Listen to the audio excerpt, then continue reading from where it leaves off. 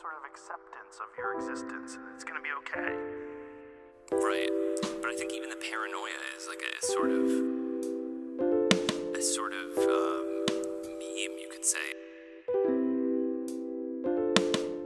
I think the concept of a bad trip is a very damaging concept. Because, and I know from personal experience, I never really used psychedelics in high school, with the exception of salvia, because I was terrified of a bad trip. I'd talk to friends who describe bad trips, and they'd say, oh, it's a bad trip. It's really bad. It's scary. And I would think, oh, that's terrible. I would never want a bad trip. I'm never going to touch these things.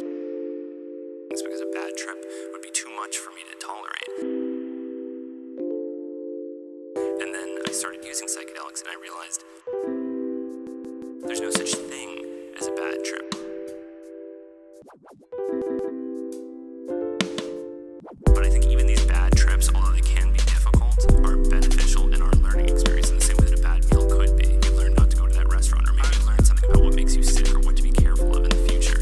You know, if you are approaching life from a non-fearful perspective, where your intention is to learn, then you can extract benefit from almost any experience. And these difficult psychedelic experiences, I genuinely believe, and this is what is maybe the hardest thing to communicate about psychedelics, is that it's the difficult ones that are often the best. Those are the ones that really teach you something. Because that's a confrontation with the overarching fear.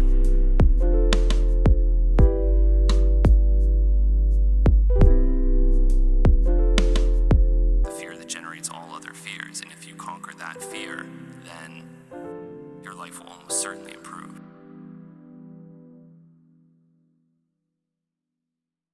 I'm here with Hamilton Morris. Hamilton, welcome to the show. Thanks for having me. So I think a good place to start is you are clearly very interested in drugs, but also in a way that departs from how society tends to view them. How did you end up so interested in this topic and in that way? I think that I grew up at a time when a lot of the vestiges of the golden age of prohibition were still very much present in the media and in the classroom. So, I went through DARE. I was exposed to a lot of kind of the most ridiculous propaganda to have emerged in the 20th century. I saw all of the absurd journalism that was being produced in the 90s and is still produced to this day. And I think that anyone that went through that had a certain perspective, almost a privileged perspective on the way things work and how much misrepresentation appears and how much manipulation is part of the way drugs are discussed in American culture.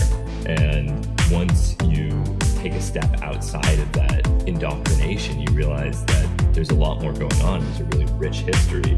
And I think that, that was the case for a lot of people, especially with cannabis, but with psychedelics as well, and even with stimulants, you begin to realize that there's a basic desire to help people, to prevent people from hurting themselves with drugs.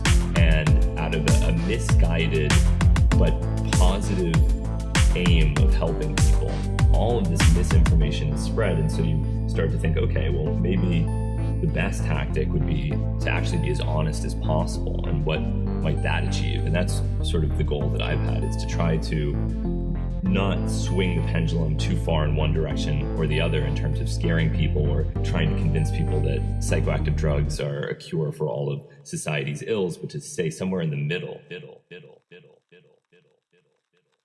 so that people can trust what you're saying. What was your initial point of contact with a more accurate view on drugs? Was it through personal experience you began to realize that what you were hearing was not true, or did you get into the science and see that what the science was saying was different from what, say, a DARE teacher would tell you?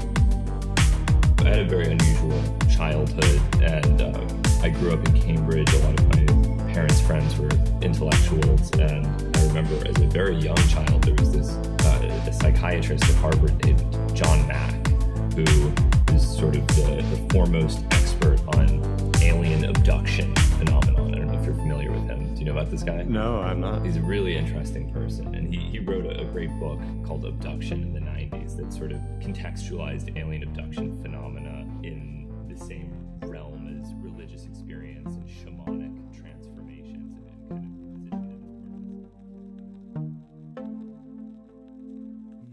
Demons, be gone! Be gone, demons. Be gone! Leave this studio!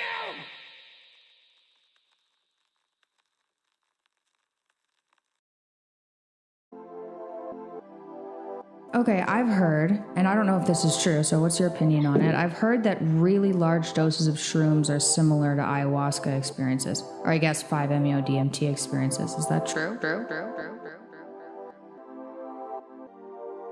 There's a really substantial structural overlap between psilocin and psilocybin and DMT. At the experience of a high dose of psilocin and the experience of a high dose of DMT are quite similar. But again, you can do things with DMT that you can't really do with psilocin or psilocybin, where most, let's say, responsible or somewhat reasonable people wouldn't want to take an insanely high dose of psilocybin, and people will maybe disagree with me about that. But I would say what's an insanely high dose of psilocybin? Let's say 50 milligrams. Okay, what is that in grams of shrooms? Maybe a quarter ounce, something like that. Okay, yeah, that's quite a bit. Yeah. And yeah, most people wouldn't want to do that. Why? Because it's not really necessary to do that. You can get almost everything that you would want to get or need to get from a dose half that much. Again, people will disagree with me on this. They'll say it's completely different at much higher doses. That's fine. I know plenty of people that, for whatever reason, seem to have gotten a lot of benefit from taking these extremely high doses. For the majority of people, it's totally unnecessary. But something like DMT is really interesting because it allows you to have that type of experience that someone might have at a very, very high dose of mushrooms, but to explore it in a slightly more controlled manner because the duration is so short that you don't have to worry about how am I going to navigate this for the next 4 or 5 hours. So that's Okay. That's Yeah, I had a wild experience. I did 8 grams of mushrooms and had a pretty intense experience that was quite different from the usual 3.5 grams that I took. It was wild. It was great. It was amazing. It was transformative. But I haven't delved a lot into other ones. I'm looking to try ayahuasca at one point.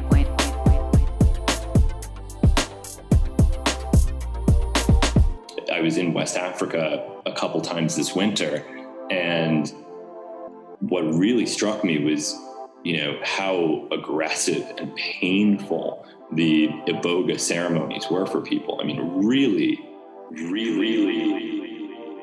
something I would say so extreme that it would never even be considered viable or permissible in the United States certainly not in the United States in any kind of medical framework, but really even within a kind of new age community, it would be considered totally unacceptable because it involved so much fasting, such extreme exertion, all of this stuff. But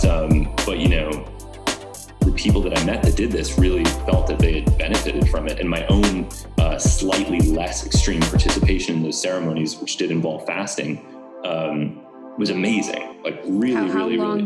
How long did you fast for? Not very long at all. A day.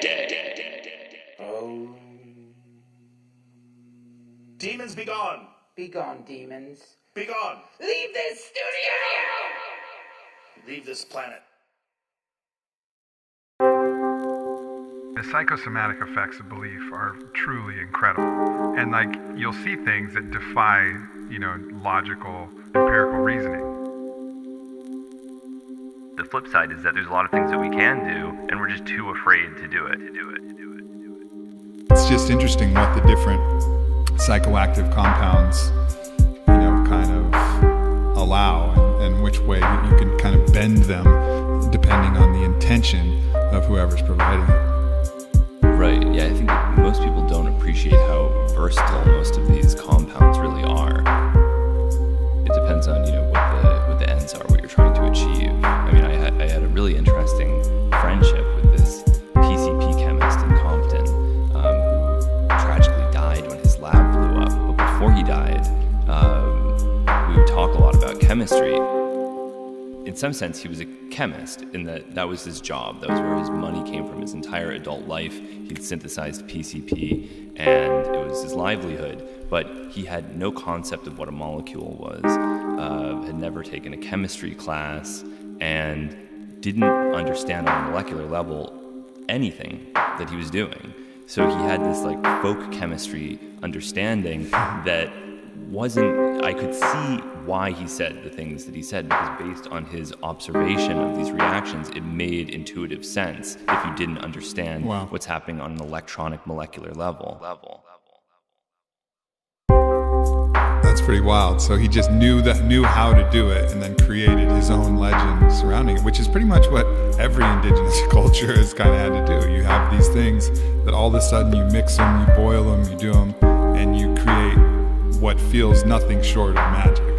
When you're ingesting a lot of these compounds, how the fuck do you describe that? If you don't have the microscopes and all the analysis that we have available. And even with the analysis, when it comes to actually describing the qualitative effects, we're no better than anyone else. We have no real tools. Maybe we have some surveys and things like that can give a quantitative edge to the more mythological interpretations of the action of these substances.